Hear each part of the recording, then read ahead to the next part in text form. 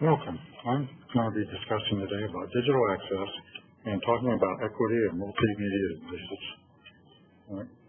To start, when we talk about digital access, we talk about things like having your own device, or BYOD, or having devices provided to us by instructors and or colleges, universities, or high schools. So some of the areas that we need to discuss are how do we connect our kids, or how do we connect our students, whether adult students or high school students. One thing is providing enough internet access within the classroom or building so that students can interact with the lecture, but also to provide ability to do homework, do assignments, research, papers, whatever it needs to be assigned. Down at the bottom there is some ways on how to monitor not only kids, but also your students. So, what is digital access? Digital access is defined as full electronic participation in society. In other words, everyone should have access to digital technology. Financially, schools are using grants, making adjustments of budgets, utilizing parents' income to provide these devices to their students, and then from there, through levies or through technology budgets to provide them access. This makes each school and school district different because money is different, students are different, the incomes of the parents that provide them are different. Colleges are different, in which they're 2 years, 4 year, whether the community colleges in urban areas or community colleges in large cities, they all have different expenses and different types of students. Also, another thing to look at is the type of software to use. Some of the software is free, some of it is paid, some of it you have to maintain licenses out there. But as far as what we need to use, try to use as much freeware as possible. So if you're going to make a choice of what type of tablet to use, here are 6 choices here. Which one do you use, and which ones are you familiar with? Also, what is the #1 educational device in school today? And the answer is the Android tablet. Due to its accessibility, due to its cost, it's more economically affordable to most students. Which tablet technology would you as a group use and why? All right, discuss among yourself with the next minute, and then we can have you go to your group and discuss this.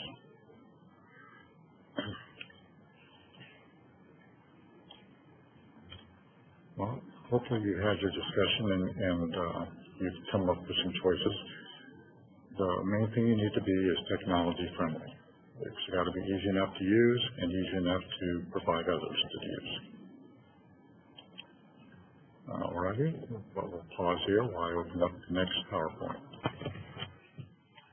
All right, welcome back. Now I'm going to discuss about copyright and fair use policy in educational settings. Basically, the use of laws, terms and punishment for copyright and fair use.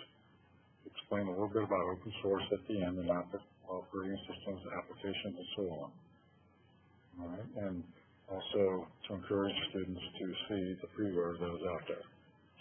So, the first slide here talks about your level of confidence in understanding copyright and fair use. Go ahead and take a minute there, or a couple seconds, I'm sorry, and look it over and decide, are you A, B, C, D, or E? What is the purpose of copyright? It is to promote creativity, innovation, and the spread of knowledge. Here is based upon what is written in Article 1, Section A of the U.S. Constitution. Technology makes it easy to use and share information, copy information, modify and repurpose the information, excerpt and quote from the information, and distribute the information. Owners forcibly assert their rights to restrict, limit, charge high fees or any fees, or discourage use of it.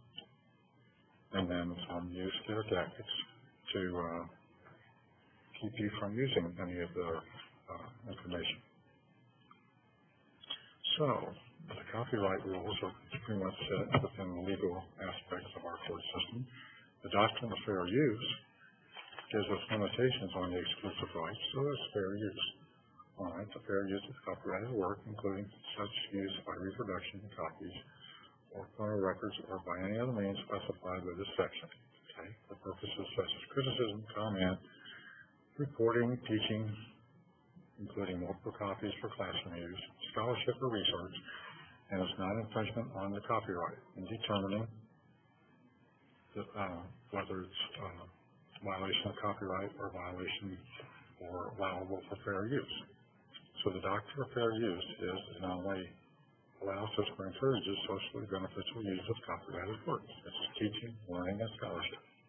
Without fair use and beneficial use as clothing for copyrighted works, providing multiple copies to students in class would be infringement. Fair use is the means for assuring a robust and vigorous exchange of copyrighted information. Plus, you are educating your students in things that are out there that they may not even know about. So what are the 5 principles code of best practices in fair use? Educators can make copies of copyrighted work and keep them for educational use only. Create curriculum materials and scholarships with copyrighted materials embedded. Share, sell, and distribute curriculum materials with copyrighted materials embedded. Learners can use copyrighted works in creating new material. Distribute their works digitally if they meet the transformative standard. So the transformative use is fair use. When the user of copyrighted materials adds value to or repurposes materials for use different from that for which it was originally intended, it will likely be considered transformative use. It will also be considered fair use. Fair use embraces the modifying of existing media content, placing it in new context. Of course, now we're looking at how much transformative use are you using, how much are you changing of it, all right? And that is still the fuzzy area that the courts deal with these days. So an example of transformative use is the purpose of the original, to generate publicity for a concert. The purpose of the new work to document and illustrate the concert event in a historical context. So some organizations that can assist you for best practices and provide no-cost information and guidance, and they're listed here on the slide. Let's look at a couple of them. The main one we want to use is the National Council of Teachers of English. Okay, they are ones basically for us for teaching purposes. So music videos and music as in songs or music videos are highly exploited. So we as educators can rely on the fair use. Talked about the National Council of Teachers has adopted a code of best practices. And there, as you see, are the fair use practices. As long as we are educating and we're providing well-founded assertions of fair use, we promote revisions to school policies, we discourage copyright owners from threatening or bringing lawsuits, and in the unlikely event that such suits were brought, to provide dependable basis on which to show that his or her uses were both objectively reasonable and undertaken in good faith. The biggest thing that you need to worry about as long as you're not using it for profit or promoting yourself.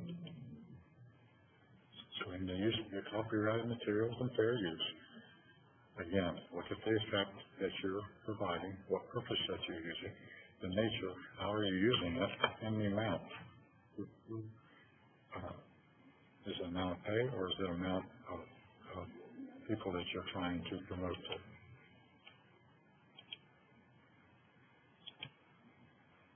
All right, I just want to finish up here by talking about students to see freeware out there, encourage the use of freeware to kind of stop, eliminate some of the problems that you see here.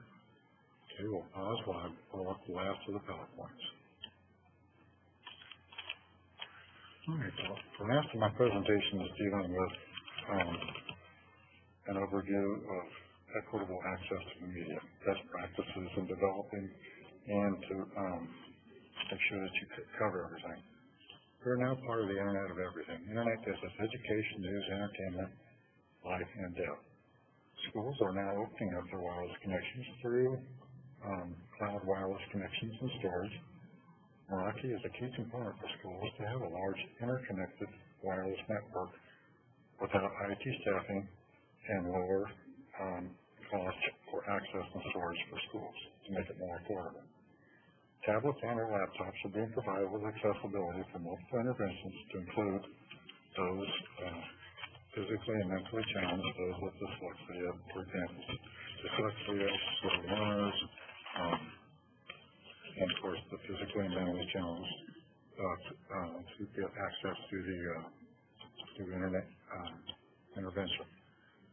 So that's what we look at when we talk about diversity, providing technology to interact with the world and interact with all types of students.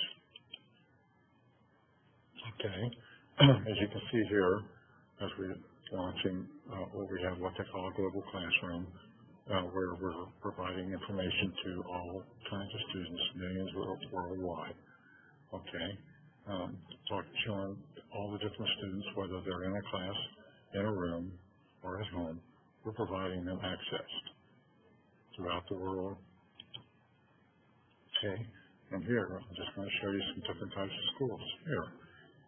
Here's a school that you wouldn't think would be a school, just tables, chairs, some laptops under a tent covering. For us, some of this will not constitute a school, but for them, school is normal. Okay. Us and Cisco is using trained citizens to educate and minister classrooms. This shows respect to our community. Okay, it provides a global awareness and the understanding of all nations, races. Cisco provided iPads, over 20,000, to developing countries where students can learn about technology. And here's an example of some of the things that they use to promote their iPad distribution. Okay, and if you look at the globe here, here's a globe of Europe and Asia, and our neighbors are only one continent away. If we look off to the side here, it would be America. Here is a look at Africa, Europe, and Asia. I hope you've learned a lot about my presentation here today on access, diversity, and copyright and fair use. And